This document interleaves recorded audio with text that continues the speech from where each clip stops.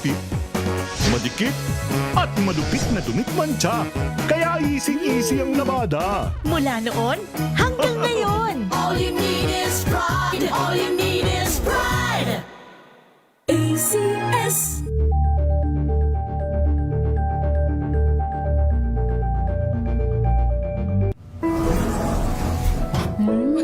Amoy forever. Amoy LQ. Amoy New Cala Berry Blooms. Amoy kala, amoy good vibes.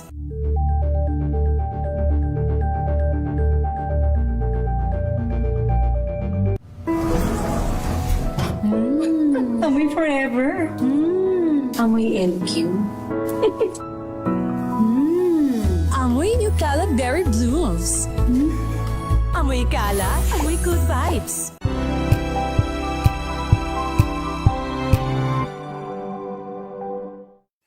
Mga balitang gigising sa inyong umaga. Mga balitang kailangan mong malaman. Mapapakinggan sa ACS Balita sa 2x2. Kasama sina Anthony Taberna at Jerry Baha. Lunes hanggang Biyernes. Casting Company. DZRH, a proud member of MBC Media Group.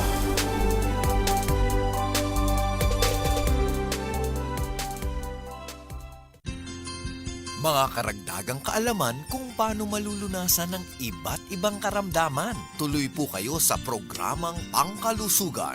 Lunas. Lunas. Lunas. Magandang gabi po Luzon, Visayas at Mindanao. Samahan niyo po kami for 1 hour at pag-usapan po natin ang ating kalusugan. Welcome na po sa programang Lunas sa DZRH at RHTV. Makakasama po Elanie Bensal at ngayong gabing ito sasamahan po tayo live sa studio ng ating naturopathic practitioner, nurse at researcher. Walang iba kung hindi si Sir Arnold Duco. Good evening, Doc. Kumusta? Yes, Lane, good evening. No? Luzon, Visayas at Mindanao, magandang gabi po.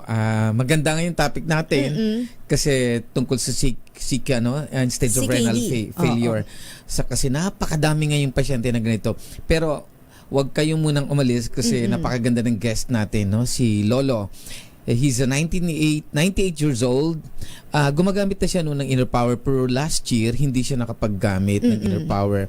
Then itong nangyari sa kanya, naging para siyang na what is this lantang gulay. Lantang gulay, parang na comatose na paralyzed pero hindi naman talagang totally kasi nakakakain pa naman. Then I told my friend na umuwi siya muna, alagaan niya yung lolo niya. Then last year nag-start na mag-deteriorate yung organs niya. Umuwi siya nung February. Then malalaman natin kung anong nangyari kay lolo after na binigyan siya ng Inner Power. Yan po ang pag-usapan natin ngayon. Okay. At syempre, ang programang ito ay hatid nga rin po sa atin ng Inner Power para nga rin po sa may mga katanungan. Bukas po ang kanilang hotline number and Facebook page, Sir Arnold, para sa mga interesado pong mag-avail nito or yung may mga increase nga rin po. Yes, yung number ko ay 0951-4822-128. Inulit ko 0951-4822-128. Inulit ko 0951-4822-128. Yung Facebook ko pala, Arnold Duco. Okay.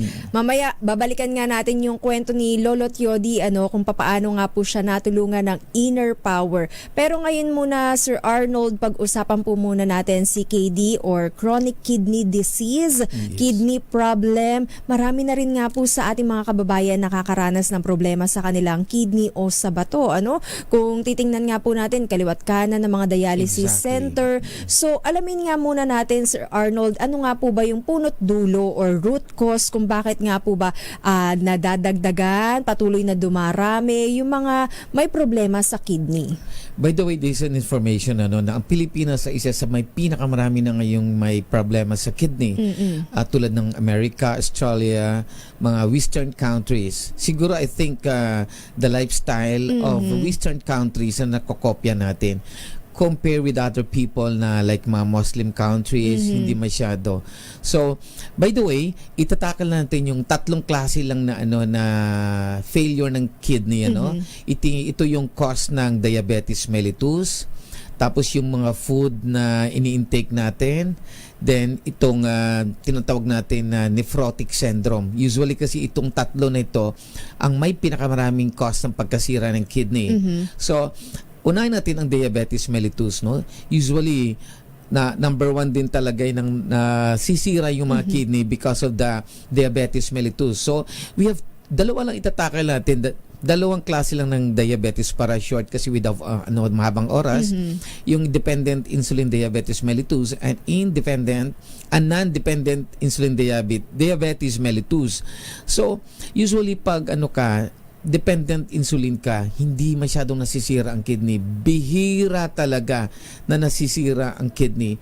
Mostly of the people na nasisira ang kidney ay itong tinatawag natin na non-dependent insulin diabetes mellitus. Ito yung Which mga means? nagtitake ng mga gamot, ng mga maintenance. No?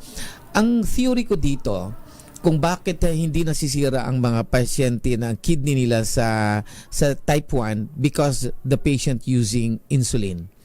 Insulin is a medication which is natural na ini-inject sa katawan natin which is produced by the pancreas, itong insulin, so wala masyadong side effect. Like for example, itong si Gary Valenciano, no? Alam ko, bata pa tayo niyan. Baka hindi ka pa 80s pa yan eh. Nag-aral pa ako noon sa College of Nursing. 80s pa may sakit na yan. Diabetes mellitus, ini-inject yung insulin. Pero ngayon, wala pa ring sakit ang kanyang kidney. Ibig sabihin, hindi siya dinadialysis. Pero those people na na-encounter ko nung panahon na yun, na type 2 diabetes mellitus, may mga maintenance drugs. Yes. Kung hindi mga patay, dinadialysis na. In other words, yung point ko dito, mas delikado ang type 2 diabetes mellitus. Number 1 ito sa nangungunang nasisira ang kidney. So, sa theory ko, bakit type 2? So, this is only my theory, no? Kasi, sa totoo lang, wala pang confirmation kung ano talagang cause ng pagkasira ng what is this, ng pancreas not caused by diabetes mellitus. Yung nakalagay sa libro, those are only predisposing factors and only a theory din. So, wala pa talagang solid na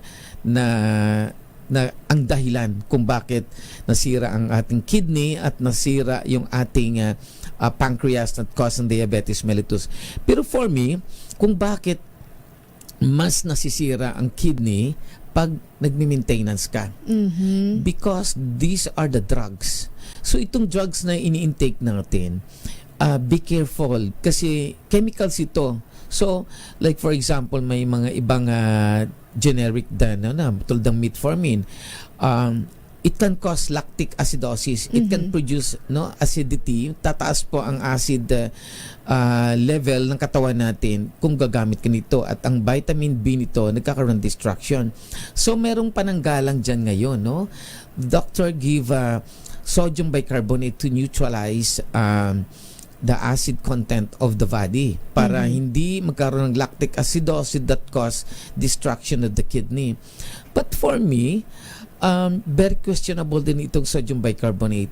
Kasi sa observation ko, I have a lot of patient na lalong lumalala once nabigyan siya ng gamot na sodium bicarbonate. By the way, ang sodium bicarbonate ay nabibili yan po ang ginagamit sa paggawa ng mga cake o yung mga ibang pastries, yung paggawa ng mga pancit, no? Pagbuo ng pancit, even sa sa mga kung anong mga pasta yung ginagamit na yan because that is alkaline. So once na ginamit natin, manu-neutralize yung acid sa stomach. But the big question of these chemicals, once na pumasok kasi ito sa stomach natin, it will become neutralized because sodium bicarbonate will react to acidic content of the stomach which is hydrochloric acid, pwede rin glacial acetic acid, pwede rin citric acid. So pag pumasok dyan sa loob ng tiyan natin, ma-neutralize automatically yung sodium bicarb. So the sodium carb will react to hydrochloric acid to produce sodium chloride. So, once na mag-react siya, lalong dumadami po ang sodium content ng katawan natin. Because, ipag nag-react ang sodium bicarbonate to hydrochloric acid, the product is salt, which is sodium chloride plus water. So, Kaya namamanas. yes. So, ang point ko dito, lalong dumadami ang sodium content sa katawan natin once na bibinigyan ng pasyente ng sodium bicarbonate. That's why if you're a doctor, dapat i-monitor mo kung bumababa ba ang creatinine ng pasyente or tumataas. Pag once na tumataas ang creatinine, I think sodium bicarb is not good. Kasi nauso ngayong sodium bicarb eh. Nung panahon namin, when I was working in the hospital, nag-aaral pa ko, hindi pa uso-uso yung sodium bicarb. Tapos ngayon, yung nauso ang lactic acidosis, nauso na rin itong sodium bicarbonate.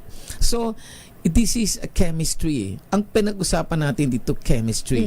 So, ang ibig ko sabihin, once na ang alkaline solution with sodium bicarbonate and hydrochloric acid or any acid inside the stomach will react, it will result of salt, sodium chloride and water. So, pag pumasok sa stream ng katawan natin, sa sistema ng katawan natin, dadami po ang sodium chloride. Pupunta to doon sa nephron, sa kidney, lalong madadamage ang kidney. So, para sa akin, that is very, very questionable. So, pinakamagandang paraan dyan, para ma-maintain natin ang pH level ng solution sa katawan natin, especially itong serum natin, blood serum, just to maintain, to increase the production of red blood cells. Dapat ma-maintain natin mataas ang hemoglobin count ng katawan natin para ma-maintain natin ang pH level. Kasi pag bumagsak po, ang hemoglobin count, nagiging acidic po ang circulatory natin. So, that's the problem of the kidney disease. Kasi kung may CKD ka rin, ang problema nito, bumabagsak ang hemoglobin count. So, pag bumabagsak ang hemoglobin count, magiging acidic talaga ang circulatory natin. Pero don't worry, some of the doctors bibigyan naman yan ng erythropoietin yung the hormones that stimulate the production of red blood cells or hemoglobin inside the body. Okay. Pero, Sir Arnold, ibig sabihin, kapag nga rin po hindi nagiging stable yung ating blood sugar level at mas tumataas nga rin po yung intake natin sa sodium, yun yung mga contributing factor kung bakit nasisira yung kidney. Exactly. The food that we intake, no, hindi lang yan. Doon natin pangalawa yan kasi ang unang itatakal natin yung diabetes mellitus. So, dito tayo sa pangalawa na nakikita na natin kung anong dahilan kung bakit nasisira ang type 2 because of the drugs that we intake. Lalo na yung siyempre may manas ka na. So magbibigay ng furosemide or yung Lasix, no? So that's diuretics. The sad moment of diuretics, ang end stage nito ay nakakasira rin ng kidney. So for me, mas maganda pang i-natural na lang natin na mag-take kayo ng tulad ng sambong, mga parsley, kasi those are diuretic din. Even a black coffee are diuretics. Nakakaihi yun, pero natural method. But the problem of caffeine naman ay ang coffee ay may caffeine. So it can stimulate to increase to increase your blood pressure because of the hormones that once you take the caffeine, the body will secrete hormones which is we call this the epinephrine or epinephrine or yung adrenaline rush. So pag dumami po ang caffeine sa katawan, dumadami rin ang adrenaline sa katawan. So pag tumaas ito, tumataas ang blood pressure na pwedeng ma-stroke or ma-cardiac arrest ang patient. Kaya be careful din sa sobrang kape na ini-intake natin. Siguro mga mild coffee lang para gawin nating acts diuretics. At saka hinay-hinay rin lang sa pag-inom ng kape. Yung iba kasi ginagawa ng tubig ang kape. Nakakatakot. Diba? Tapos dapat tandaan din nila na pag mayroon ng in stage of renal failure na tumataas ng creatinine, low salt diet, number 1 po, low salt diet. Then ang problema kasi, hindi naman alam ng tao. Pag sinabi kasing salt, ang nasa utak ng tao ay sodium chloride, yung table salt. Ang hindi nila alam, napakarami pong asin. Ang example ng asin na common na araw-araw nating kinakain ay monosodium glutamate. The bitchin or the monosodium glutamate is asin din. Those are the family of salt. Sodium bicarbonate is family of salt. Calcium ascorbate, sodium ascorbate, family of salt. Pag kumain ka naman ng tinapay, pag kumain ka ng mga noodles, May asin rin yun. may asin din yun. Pero hindi sila sodium chloride, another asin. Ngayon kumain ka naman ng tocino, longganisa, bacon, ham, corned beef, may asin yun na iba't ibang klaseng asin. Hindi lang sodium chloride, merong sodium nitrate, sodium benzoate. So those are the family of salt. So yung salt kasi usually, ano yan, component yan ng metal plus acid. So, usually ito yon ang component niya, sodium, potassium, calcium, iba pang heavy metals. Pero ibang heavy metals kasi hindi naman natin pwedeng kainin. Mga last yun, usually it is a potassium, sodium, and calcium. Usually ito yung mga salt na kaya natin kainin dahil hindi siya poisonous. But the problem is this, hindi alam ng tao, this is a chemistry, we are talking the chemistry. Ang hindi alam ng tao na those are the family of sodium or salt. By the way, para malaman ng mga tao, we back to chemistry, para makapag-produce ng isang salt, dapat it is a combination of hydroxide, for example, calcium hydroxide, sodium hydroxide, plus acid. Ang example naman ng acid is glacial acetic acid, citric acid, ascorbic acid, hydrochloric acid. Lahat ng acid yan, pag nag-react sa hydroxide, magiging salt. And those salts is very bad for the kidney. That will cause damage of the kidney. Okay, alamin pa natin Sir Arnold kung ano pa nga po ba yung mga nakasasama o nakapipinsala sa ating kidney. Yan po ang ating tatalakayin. Meanwhile, para nga rin po sa may mga katanungan tungkol sa ating discussion, kidney problem at yung kwento ni Lolo Tiodi, antabayanan nga rin po maya-maya. Again, para nga po sa may mga katanungan, maaari po kayong mag-comment sa ating Facebook page na DZRH News. Magbabalik po tayo pagkatapos lamang po ng ilang paalala. Ang oras na yan ay hatid sa inyo ng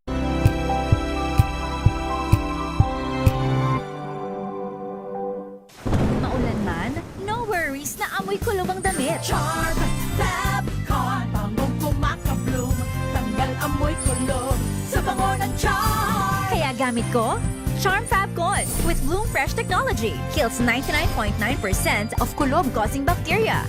May aroma burst pa of thousands of flowers and berries. Ang sampay sa loob, no amoy kulob. Bangong kumakabloom sa charm. Charm Fabcon. ACS.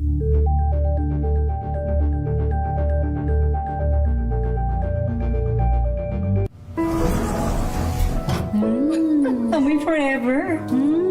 Amoy LQ. Amoy New Cala Berry Blooms. Amoy Cala, amoy good vibes.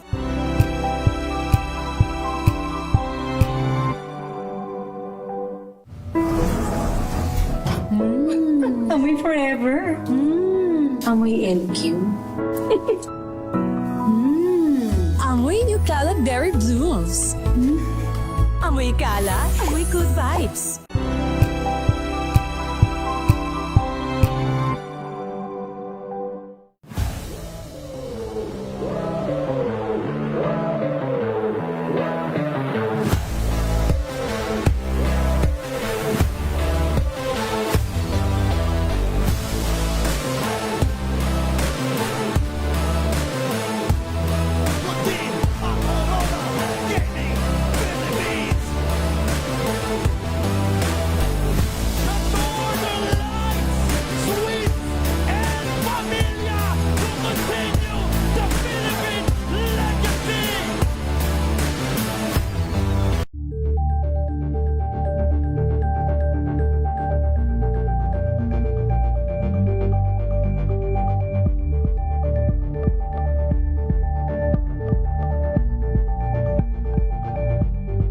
Maagang balitaan, maagang usapan sa mga issue at balita. Kasama si Kuya Angelo Palmones sa Magandang Umaga Pilipinas. Mula Lunes hanggang Biyernes.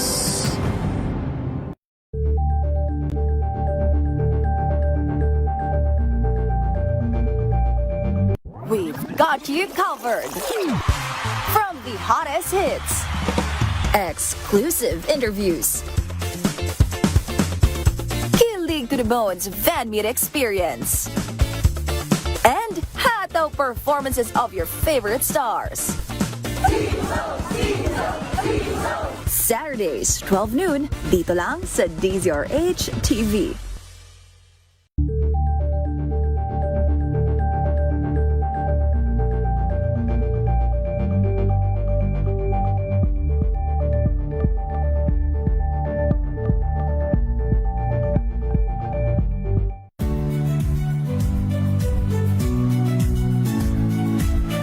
Magandang araw mga kaibigan. Ito po ang inyong balerina ng bayan, si Lisa Makuhay Lizar. Programang Luna sa DZRH at RHTV. Second part na nga po ng ating discussion. Kasama pa rin po natin Sir Arnold Duco at kapartner pa nga rin po natin ang Inner Power.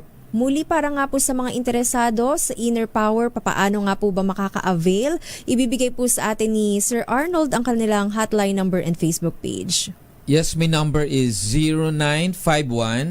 0951-4822-128. Inulit ko 0951-4822-128. Inulit ko 0951-4822-128. Yung Facebook ko ay Arnold Duco /innerpower po. Okay. Kanina na-mention natin, Doc, yung diabetes, kapag nga po hindi kontrolado yung ating blood sugar level, maaari nga pong maapektuhan yung ating kidney, ano? At na-mention nyo nga rin po, isa sa mga factor is yung maintenance medicine. But Yes. I think, Sir Arnold, yung problema rin, hindi naman totally yung problema, yung maintenance medicine, kung paano iniinom ng pasyente yung gamot. Kasi di ba sabi nga, maintenance medicine, pero minsan pa utay-utay, kung kailan lang maisipan, kung kailan lang magka-budget.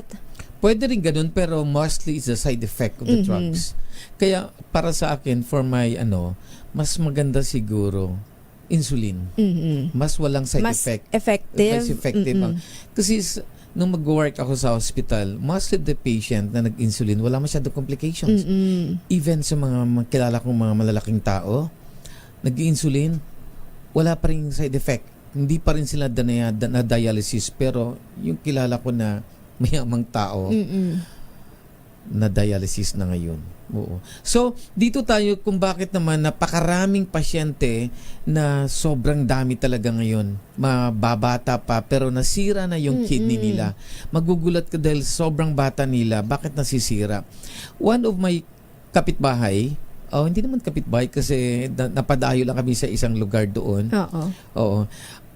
Friend kasi siya ng kaibigan ko rin. So, ang ginagawa niya daw, kasi waiter siya, araw-araw may soft drinks na free. Yung bang mga soft drinks na hindi naubos ng customer sa restaurant.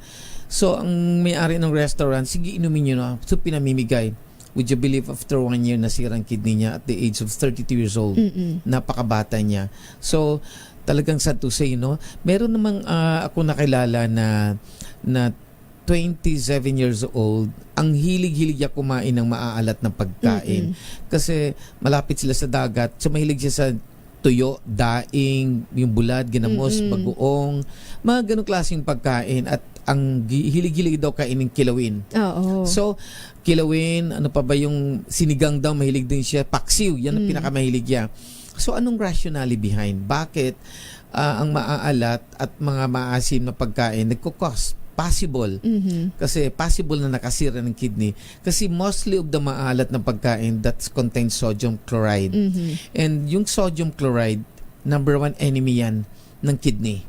Na nasisira ang nephron doon. So pag nasira ang nephron doon ng pasyente, it can cause damage talaga. Dahil hindi siya na-filter or naiipon, nagiging crystallized siya, ganon. Isa yan factors na nagkukos ng nagiging bato doon sa kidney, but mostly nag-react yung mga cellula doon sa nephron, nasisira yung nephron. So dahil maalat siya, like for example, pagkain, ibuburo mo yan, di mo masisira talaga. So, parang ganun din na sobrang dami ng alat o sodium or any salt sa napapasok at dadaan dun sa nephron ng kidney, nagkakaroon talaga ng damage. So, ito naman sa soft drinks, ang nakikita ko dito, kasi ayon sa research, ang soft drinks is mataas yan sa fructose. Ayon sa research, ang fructose, the end stage of a product ng fructose is uric acid. So once na tumaas ang uric acid, lahat ng acid dyan sa katawan natin, it can cause destruction of the kidney. Then hindi lang yan ang merong caffeine ang soft drinks, no? Ang caffeine also nakakasira din yan dahil stimulator yan eh. Tapos itong makikita sa soft drinks ay meron yung carbonic acid, phosphoric acid, citric acid. Ibig sabihin napakadaming acid sa soft drinks. So yun ang nakikita ko kung bakit nagkaroon po ng destruction sa kidney. So ito namang pagkain ng mga tocino, longganisa, bacon, ham, corned beef. Usually number 1 dyan na nilalagay sa ganyang klaseng pagkain is sodium nitrate and sodium nitrite. At it is positively, ayon sa research, na these chemicals can cause cancer or it is a carcinogenic chemicals. So imagine mo, once na binabad mo yung karne sa sodium nitrate, no, kahit overnight lang, pagka following day, magpipink ang color ng meat. Because sodium nitrate will react to the protein content of the meat. So, ganun din yan sa tao. Yung meat natin, yung ating tissues, no, nag-react doon ang sodium nitrate or sodium nitrate. So, kung mahina ang immune system mo, kung mahina ang katawan mo to neutralize o to remove those chemicals, masisira talaga ang nephron ng kidney that may cause destruction of the kidney. Kaya, may nakikita ko mga pasyente na mostly of the patient na mahilig sa tocino, longganisa, sa mga bacon, preservative. may mga preservative, nasisira ang kidney nila at the very, very young age. So, yung maalat na pagkain. Tapos konti lang pag-inom ng tubig para ma-wash out sana, 'di ba? So, ang tubig ay very important sa pasyente o sa kaninong tao kasi yung term na diffusion is very important sa ating circulation because diffusion is the movement of the molecule from a lower concentration into higher concentration. Ang ibig sabihin, pag marami kang tubig na i-intake, nag-i-equal yan, nagkaroon ng equilibrium ang molecule sa loob ng katawan natin. So tendency, ibabalance siya, ilalabas siya yung ihi. Pag nailabas na yung tubig, kasama na yung mga molecules na yung mga ions na yun, mga sodium na yun. Maglalabasan yun. Pero pag hindi ka umiihi, nagkakaroon po ng solid concentrations of the chemicals sa loob po ng katawan. Kasi i-reach lang ang equilibrium eh.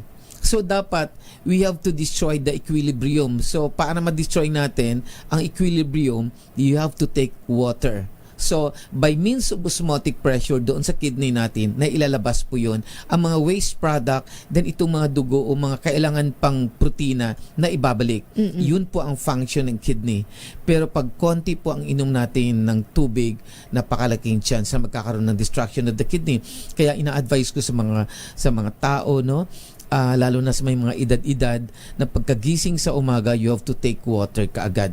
Then, after that, huwag ka na muna mag-toothbrush kasi importante yun na ang mainom mo rin ang mga lactobacilli dito sa mouth natin. Because pag natutulog tayo, the different lactobacilli inside the mouth will multiply. So, pag nag-multiply ito at uminom tayo ng tubig, mapasok yun sa natin, sa digestive tract. So, yung digestive tract natin, o GUT natin, sila yung responsible doon. Pag healthy pang kinain mo, dadami yung good bacteria. So, once na gusto mong dumami ang good bacteria mo, kumain ka ng mga prebiotics. So, ano bang mga prebiotics? Yung bawang, sibuyas, beetroots, honey, muscovado sugar, mga prutas. Yan ang nagpaparami po ng good bacteria sa stomach natin. So pag yan ang kinain natin, dumadami ang good bacteria. Pero pag kain po tayo ng mga tocino, longganisa, bacon, ham, corned beef, namamatay po ang mga good bacteria sa stomach natin, even bad bacteria namamatay po. That's why pag namatay itong mga bacteria sa stomach natin, there will be imbalance dito sa digestion because those bacteria like lactobacilli produces enzymes, and those enzymes are responsible to digest the food into a simplest form. No, gigilingin niya 'yon para ma-absorb ng katawan natin, especially mga vitamins, mga protein and carbohydrates. Pero pag wala po tayong good bacteria, hindi po nadadigest, na ilalabas po ng katawan natin. That's why dyan po mangyari ang deficiency, no? Magkaroon ka ng mga deficit ng mga vitamins, mga nutrients and minerals. So importante po yan. At isa pa, huwag kayong masyadong kumain ng araw-araw karne-karne.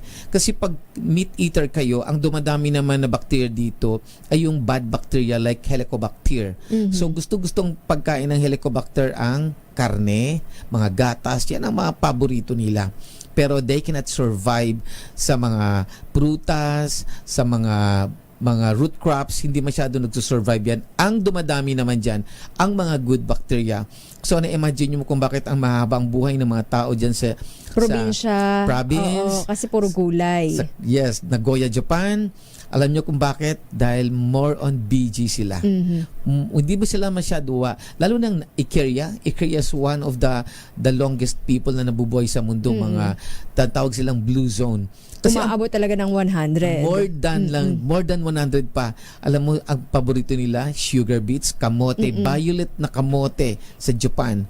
Then mga soya product. No? Kasi nga hindi rin nag-overwork yung kanilang kidney, di ba, Doc? Exactly. Saka hindi lang yan, Lynn. Ang nakikita ko sa Japan, kahit matanda na nag-work pa rin, makikita mo mga Hapon, kahit matanda na yan, busy pa rin siya sa pagtitinda sa palengke, ang iba sa mga fast food. Tapos ang gobyerno kasi sa Japan, binibigyan talaga ng priority yung mga matatanda na makapagtrabaho. That's why, napakahaba po ang buhay ng mga matatanda. Dahil once you exert your energy, yan lang po ang tanging paraan so that the body will produce steroids and hormones. Very important po sa katawan natin to produce steroids and hormones. Sa anong paraan? Exposure to sunlight.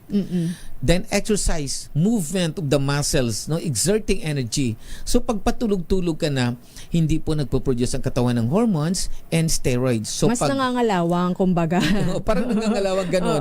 So once that will happen, magkaroon na ng deterioration ang organs natin. Manghihina dahil wala ng steroids, wala ng mga hormones, hanggang magkaroon ng failure yung mga organs natin. Nagde-deteriorate na unti-unti nang nasisira at nawawalan ng silbi, kumbaga, no, Yes. Sir Arnold. Hanggang mamamatay na yung pasyente. Ngayon, aalamin naman natin sa ating pagbabalik kung ano nga po ba ang sikreto ni Lolo Tiodi para umabot ng 98 years old. Yan po ang ating antabayanan dito pa rin po sa programang Lunas sa DZRH at RHTV.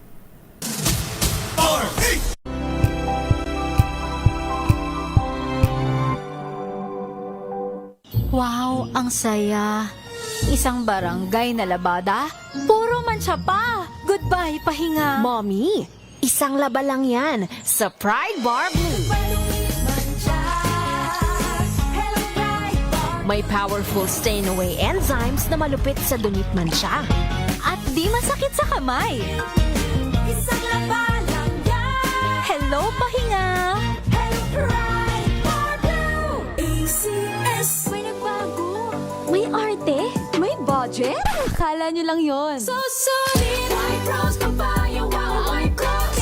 White rose papaya, wow, white rose. White rose papaya. May glow up with white rose papaya. White Rose Papaya. May puti power times 2 kasi may papaya at niacinamide. May shea butter and tea tree oil pa. Kutis sulit ang glow up. Glow up with white rose papaya. White Rose Papaya. Kutis sulit ang glow up. ACS. Hello, Washi! Laundry day na naman! Yehey! Anong meron? Mancha ng chocolate, putik, may libag pa! Kaya natin yan!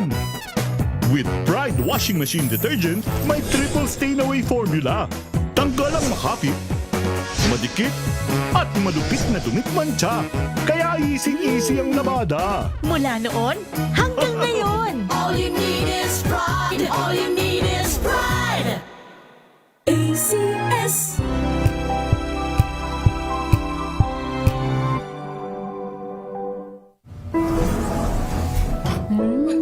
Amoy forever. Amoy LQ. Amoy New Caleb Berry Blooms. Amoy kalat, amoy good vibes. Tinesting, sinuri, siniyasan.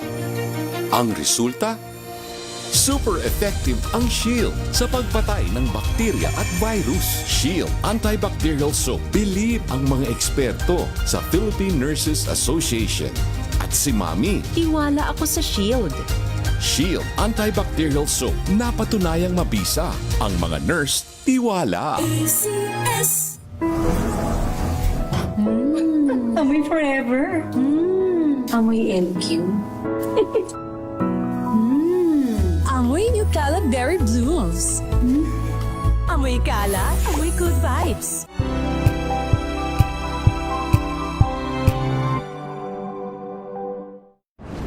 Kung good vibes ang hanap mo, dito ka na sa sigurado!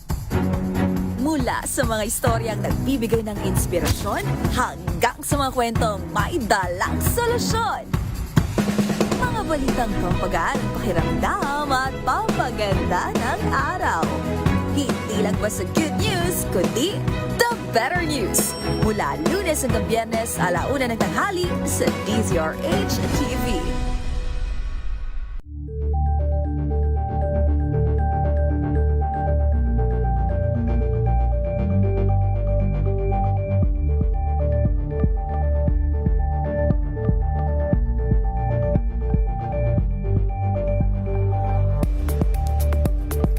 Lunas.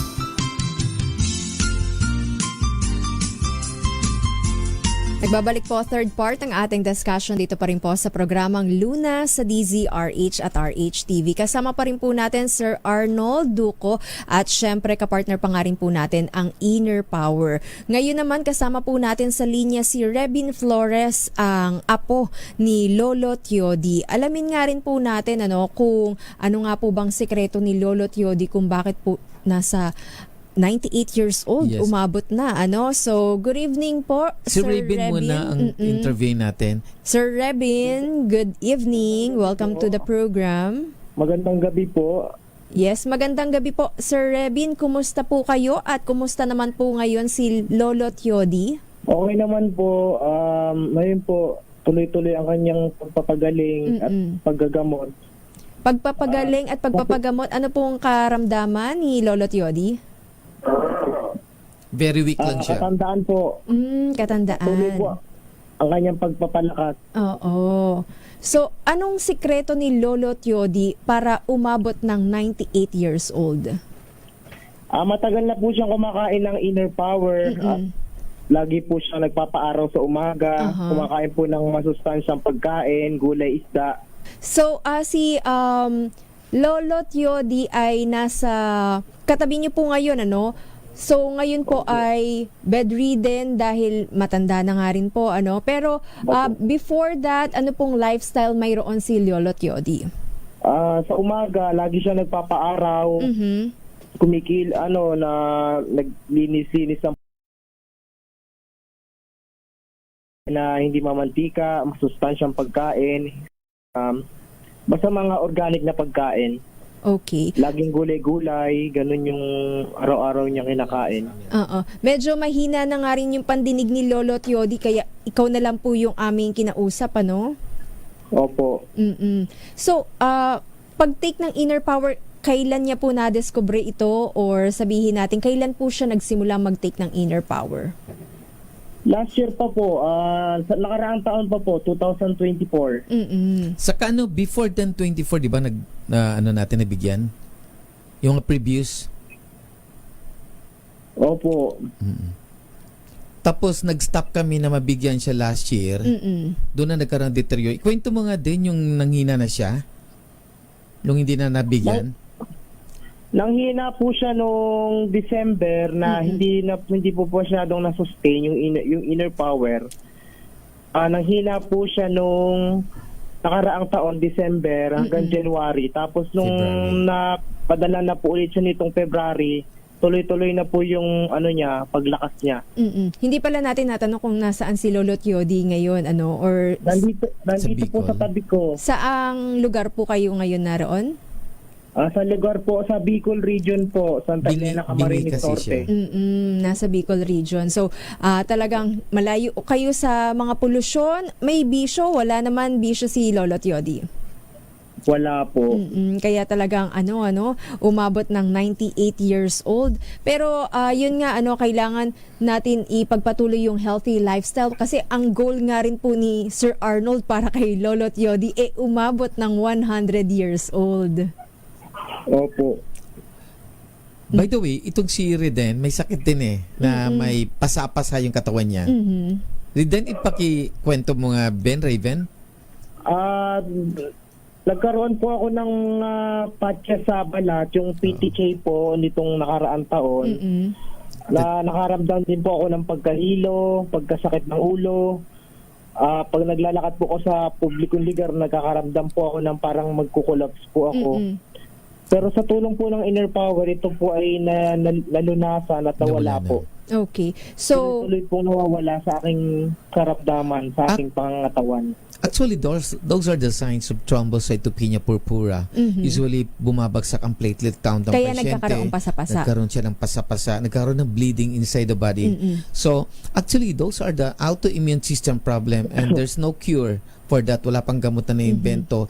Ang kailangan talaga dyan, proper nutrition so that makapag-stimulate yung kanyang bone marrow to produce more platelet count. So, hindi lang si Lolo't Yodi ang nagde-take ng inner power, gayon din si Revin. So, Revin, ilan yung dosage? Paano mo ito itinitake everyday?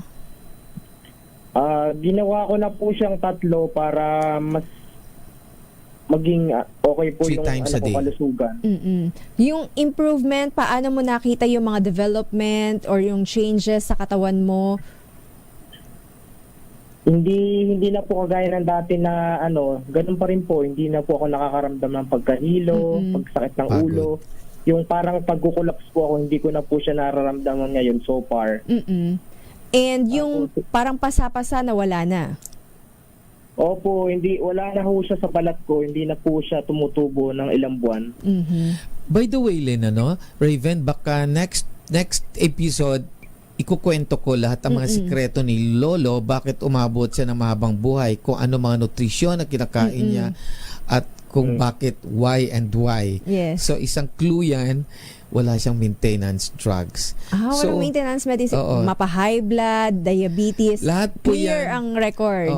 Kaya pinag-aralan ko talaga yan noon, kung anong reason behind, bakit itong ginagawa niyang activities nagpapahaba ng buhay. So I make a research and I have to discuss yan later.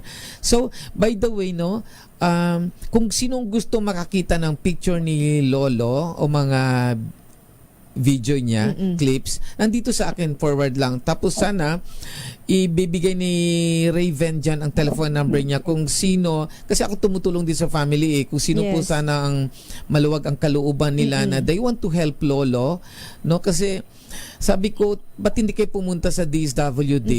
Kasi 98 years old, may makukuha na sana. Pero wala daw, hindi daw sila pinapakinggan. So, sana kung nakikinig ang gobyerno natin, sana lalo na dyan sa Bicol, sa Daet region, na matulungan nila ang pamilya na ito at kung sino man ang merong napakabait na kalooban para matulungan natin ang matandang ito, mapaabot natin. Kailangan kasi nila nakikita kung ano yung nutrition, pagkain, everything na food talaga ang nakikita ko, din mga vitamins. By the way, Lynn, pwede ka pang magtanong kay Raven or mamaya sasabihin niya number niya. Gaano naman karami yung pag-take ng kanyang inner power, kung si Revin Flores mas bata kay Lolo, 3 kutsara, tama? Opo, 3 kutsara po. Para kay Lolo't Yodi, gaano karami? Sa lolo ko po 4. 4. So, wala naman tayo dito overdosage, Sir Arnold? Actually, ang inner power is not a medicine, it's not a drug. Wala pong overdosage kasi ang principle behind the inner power, the more you take a lot, the better. Kung marami kang makain, mas maganda. Kaya nga sa mga pasyente na may dengue, may cancer na kinikemo, pinapa-megadose namin. Lalo sa mga COVID patient, pinapa 10 kutsara namin a day para kapag negative ka agad ang result ng COVID. Pneumonia, 6 tablespoons po ng pneumonia para mahabol natin. Ang pagtaas ng immune system, actually, it is only 14 hours to mature the blood cells. So, kung maaabutan mo ang 14 hours to 24 hours na may pneumonia ka, survive ka na yan. Kasi, ang blood cells natin, it will mature only 14 hours. Parang ganon. Yung mobility or yung paggalaw ni Lolo Tiodi, kumusta naman ngayon? Ano? Kasi sabi nga natin nang Bedridden siya. Talagang bedridden noon. Rebin? Hindi na, sa ngayon po, hindi na ho kagaya ng dati na papalitan ko po siya ng damit na itataas na po ang kanyang mga kamay, ang kanyang mga paa po ay Kumakain na siya, po, diba? nagagalaw na niya. Kaya po yung mga improvement. Tapos, hindi Kumakain na po laging nakakaramdam siya ng numbness, ng alay. Tapos, normal na po siyang kausap. Malakas na po siyang kausap. Okay. Hindi na po kagaya ng mga nakaraan taon na mahina po siya. Pwede ba namin marinig kahit isang magandang gabi lang mula kay Lolo Tiodi? Rebin? Rebin? Oo. Good evening. Ang gabi. Lolo Tiodi? Salita ka. Magsalita ka.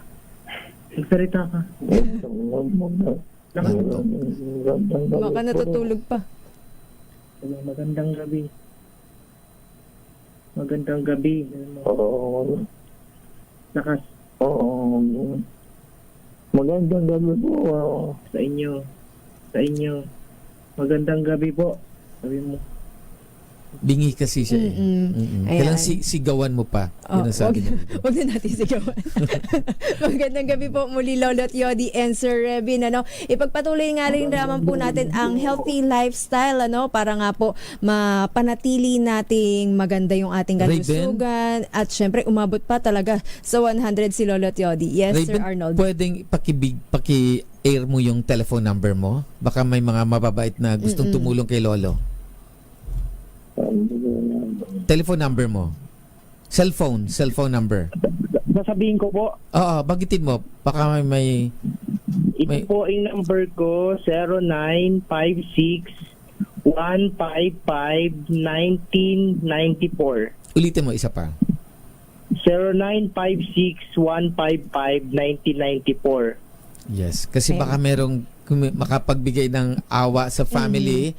Tulong. No? Tulong. O yung gobyerno natin nakikinig dyan sa DAET para mabigyan nila ng actually pinirmahan na ng presidente yan para ma-release at the age of 16, 18. Ito 98 na.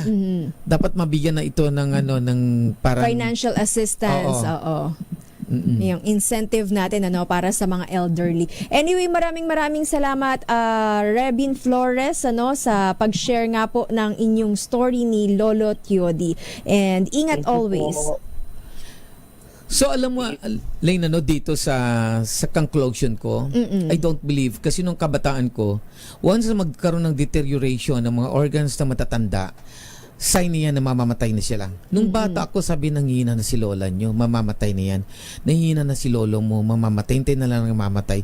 So, I break that principle. Hindi ako naniniwala sa ngayon. May magagawa at may magagawa pa pala tayo. Kaya nga pinilit ko noon sa Raven na umuwi ka na kasi sabi niya, inaantay na lang daw mamatay. That's the decision that the family na intay na lang. Nagpe-prepare na, actually, nakapag-prepare na yun ng damit na pang-barong, pang-burol. Sabi ko, no, umuwi ka.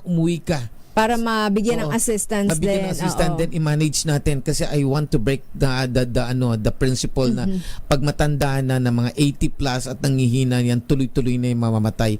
In other words, by caring and giving a proper nutrition to the patient, makaka-recover pa pala tayo at pwede pang lumakas. Pwede pang humaba yung ating buhay. Ayan. So, proper nutrition. Yes. Alamin pa nga natin, Sir Arnold, ano pa nga bang magagawa ng inner power at component nito sa ating pagbabalik dito pa rin po sa programang Luna sa DZRH at RHTV. This time check is brought to you by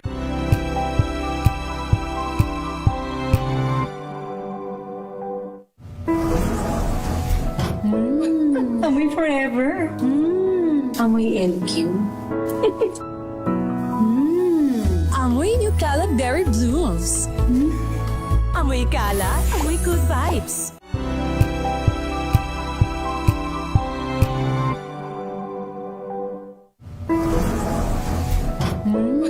Amoy forever. Amoy LQ. Amoy New Caleb Berry Blooms. Amoy kala, amoy good vibes.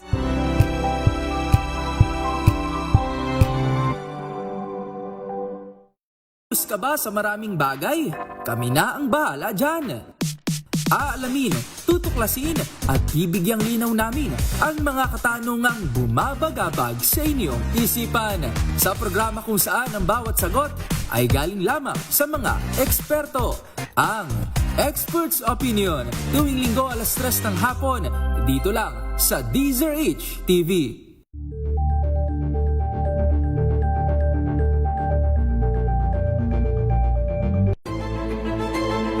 Pakikinggan ang bawat panig. When you fight for justice, think about the queer people. Kung hindi kami magkukwento, sino ang magkukwento para sa amin? Ang mga panawagan, ipababatid. Hindi talaga ito masusing pinag-aralan ng gobyerno. The women who are beaten and abused. It's time to listen to their voices. Tunghayan ang iba't ibang boses. Mga kwento mula sa iba't ibang anggulo. Dito lang sa Point of View. Mapapanood tuwing linggo, 12:00 ng tanghali sa DZRH TV.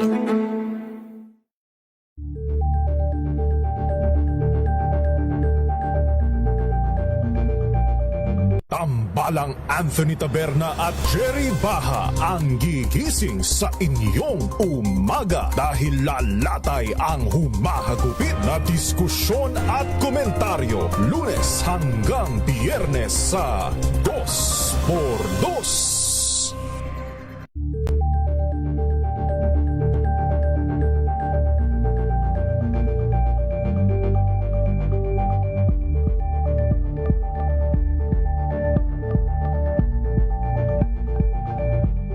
Alamin ang mga maiinit na isyung pambayan, mga balitang kailangan mong malaman, usapin sa pamahalaan, politika, ekonomiya at kabuhayan. Ito ang mga dapat mong malaman, pakialaman at pag-uusapan dahil kayo ang tinig ng mamamayan dito sa Damdaming Bayan.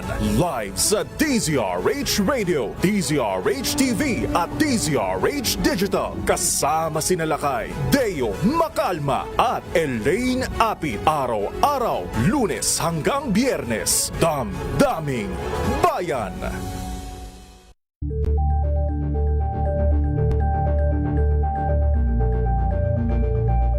Abangan this Saturday. Hi, we're Grace Zone, and you're watching Sing Zone on DZRH TV. Solid na tugtugan, bagong MV, Finding Phoebe at 2026 Manifestations with Eunice, Jazz, EJ, and Tatsi.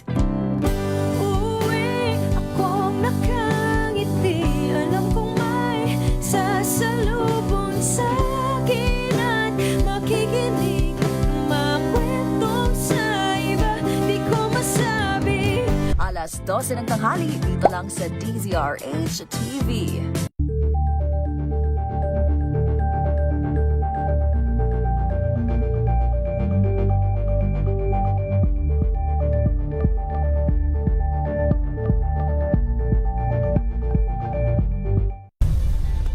Nagsimula sa pangarap hanggang sa maabot ang tagumpay. Iba't ibang kwento, iba't ibang mukha ng atletang Pilipino. Mas pinatindi, mas pinalakas, at mas pinaaksyon sa Match Point tuwing Sabado, 12:30 ng tanghali sa DZRH TV.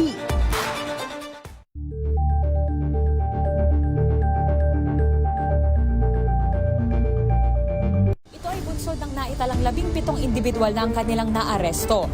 Metro Manila Development Authority o MMDA ang No Contact Apprehension Policy o NCAP sa Metro Manila. Sa ang ilang mga dokumento ay peke. Hindi rin legal ang employment na ipinangako sa kanila. Sa mata ng batas, mananagot ang sangkot at may sala. Dahil sa bawat paglabag, may karampatang parusa. Alamin ang mga pananagutan sa likod ng mga bawal. Dito sa Hoy! Bawal Yan! Tuwing Sabado, 11:30 ng umaga. Dito lang sa DZRH TV.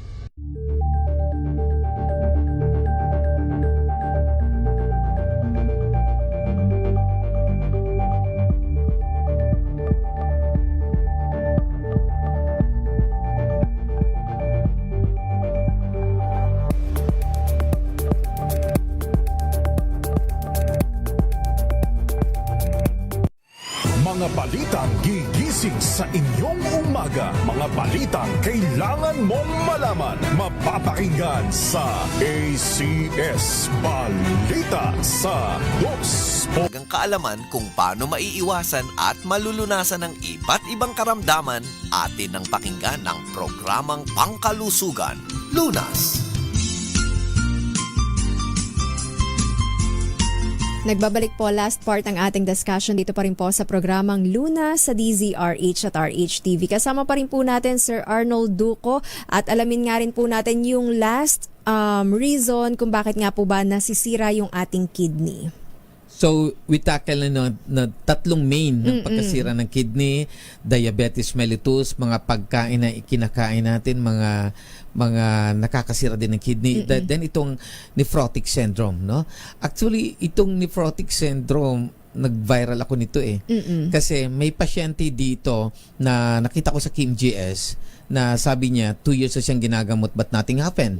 So dahil nothing happened, sabi niya noon sa KIMGS kahit mag-December mamatay siya, tanggapin niya na. So I called GMA, then nabigyan namin ng Inner Power. Would you believe 2 weeks lang? No? I-forward ko sa iyo yung nailabas ako sa KMGS noong 1990, the COVID, yung kasagsagan ng COVID. So ito yung tinatawag natin na autoimmune system problem na nephrotic syndrome. Ang nephrotic syndrome naman ay sinisira niya dito yung nephron ng kidney. So it is an autoimmune system problem. May mga tubo-tubong antibodies sa katawan natin which is abnormal. So these abnormal antibodies is capable to destroy the nephron. So ito yung mga antibodies na yun which is from the adult stem cells. Nag-mature siya, abnormal siya. They cannot recognize themselves. Kasi kumbaga inaaway niya ng sarili mong cell. Antibodies, yes. Kasi dapat yung antibodies natin nakapag-recognize ng ating DNA. Aamoy-amoyin niya yan, lalapit-lapitan niya, pagkaaway niya yan, phagocyte yan o phagocytosis. Pero ito iba. Ang nangyayari, inaaway niya ang sarili niyang DNA because of those abnormalities. So, I think sa theory ko dyan, ang dahilan nito ay mutanisms, no? Nagkaroon ng mutant doon yung mga cells yun na aging abnormal because of the food that we intake. So, dahil doon, tinitira niya, inaaway niyang nephron. Then, the nephron of the kidney will destroy. So, pag nangyari yan, lumalabas po ang protina. Dahil tumataas ang protina sa ihi, dumadami yung albumin sa ihi na ilalabas. That's why pag nakita mong ihi mo na masyadong mabula at hindi po na sumasabog ka agad, medyo matagal na nagbabubbles. So be careful, ipapacheck nyo na ang albumin count nyo o protein nyo. Meron na baka meron ng proteinuria para malaman kung anong problem. Kasi minsan, pag meron kang nephrotic syndrome, hindi naman po tumataas ang creatinine Pero ang tumataas doon ay ang protina at nagmamanas ang katawan. So what happened to yung pasyente na yon? Nagmanas po ang katawan. So the doctor gave steroids. Steroids siya. So actually using steroids is very dangerous, no? Actually, once you use the steroids, don't give steroids in a long period of time. Dapat short period of time. Then kung tatanggalin mo na, gradual ang pagtanggal. Kasi once you stop using the steroid, yung katawan natin magre-react, mag-stop yung signal sa utak natin, especially the pituitary gland, na wag ka muna mag-produce ng steroids kasi may artificial steroids. That's the problem. Dahil hindi ma-recognize ng utak natin. So what happened? There's no production of the steroids. So pag walang steroids, wala ring production ng hormones. Magkakaroon ng deteriorations yung organs natin kasi kulang sa hormones to develop antibodies. So yun ang nangyari sa bata. Kaya Sir Arnold, para nga po maiwasan yung deterioration or sabihin natin yung pinsala sa ating organs, lalo na sa kidney, kailangan talaga i-adapt yung healthy lifestyle. Exactly. And maging watchful tayo sa pagkain, sa inumin. Yes. At syempre, para nga po muli, Sir Arnold, sa mga interesado sa Inner Power, ang ating hotline number and Facebook page. Yes, my number is 0951 48 22-128. Inulit ko, 0951-48-22-128. Inulit ko, 0951-48-22-128.